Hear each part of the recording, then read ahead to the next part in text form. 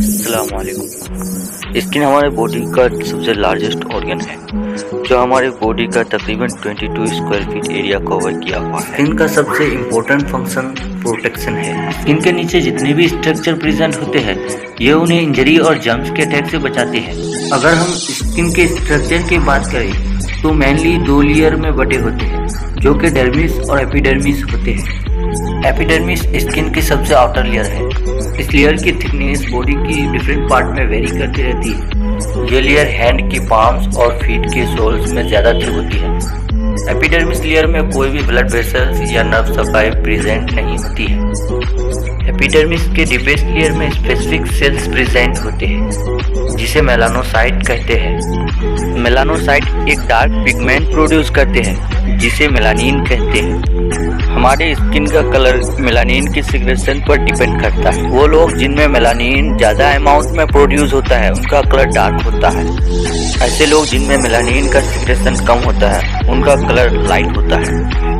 Melanin की secretion different reason के लोगों में डिफरेंट होता है, जबकि मेलानोसाइट तकरीबन सभी में इक्वल अमाउंट में प्रेजेंट होते हैं। डर्मिस एपिडर्मिस के नीचे प्रेजेंट के लेयर को कहते हैं। डर्मिस का नेचर इलास्टिक होते हैं क्योंकि इसमें कोलेजन फाइबर प्रेजेंट होते हैं जो इलास्टिक नेचर के होते हैं। कोलेजन फाइबर बेसिकली प्रोटीन से मिलकर बनी होती है। स्किन के डर्मिस लेयर में कुछ ऐसे इंपॉर्टेंट सेल्स प्रेजेंट होते हैं जो कि इम्यूनिटी में वाइटल रोल प्ले करते हैं। इन सेल्स में फाइब्रोब्लास्ट, मस्ट सेल्स और मैक्रोफेजेस शामिल हैं। फाइब्रोब्लास्ट ऐसे सेल्स होते हैं जो कि प्रोटीन से मिलकर बनी होती है।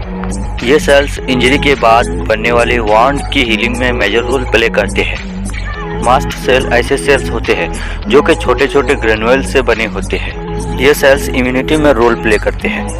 मैक्रोफेजेस ऐसे सेल्स होते हैं जो कि बैक्टीरिया और दूसरे हार्मफुल ऑर्गेनिजम्स की डिस्ट्रक्शन में ज़्यादा इम्पोर्टेंट होते हैं। स्किन में प्रेजेंट इन सब सेल्स की वजह से ही हमारे बॉडी को प्रोटेक्शन मिलती है और हम इन्फेक्शन से बचे रहते हैं। हम सब जानते हैं कि हमारी बॉडी बहुत से सेल्स से बनी है और इन सेल्स में एंजाइम्स प्रेजेंट होते हैं। एंजाइम्स के बगैर हमारे बॉडी में होने वाले मेटाबॉलिक रिएक्शन इम्पॉसिबल होती है। मेटाबॉलिक रिएक्शन उन रिएक्शन को कहते हैं जिनमें फूड की ब्रेकडाउन और एनर्जी की प्रोडक्शन वगैरह शामिल है। एंजाइम सिर्फ स्पेसिफिक टेम्परेचर पर काम कर सकती है, इसलिए सेल का टेम्परेचर रेगुलेट करना बहुत ज़रूरी है। स्किन हमारी बॉडी का टेम्परेचर रेगुलेट करवाती है और टेम्परेचर रेगुलेशन करने के लिए स्किन बॉडी में स्वेटी और शिवरिंग जैसे प्रोसेस को एक्टिव करवाते हैं। इन प्रोसेस की वजह से हमारे बॉडी में हीट लॉस और प्रोडक्शन होती है। हमारे बॉडी का टेम्परेचर तकरीबन 37 डिग्री सेल्सियस पर मेंटेन हो जाती है। ये वो टेम्परेचर है जिसमें एंजाइम फंक्शनिंग परफॉर्म करते हैं।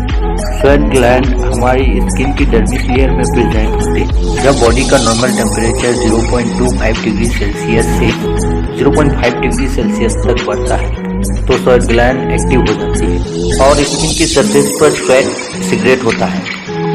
स्किन के वेरियस स्टडी करने के बाद ये बात तो साबित होता है कि स्किन हमारे लिए मोस्ट इम्पोर्टेंट रखता है।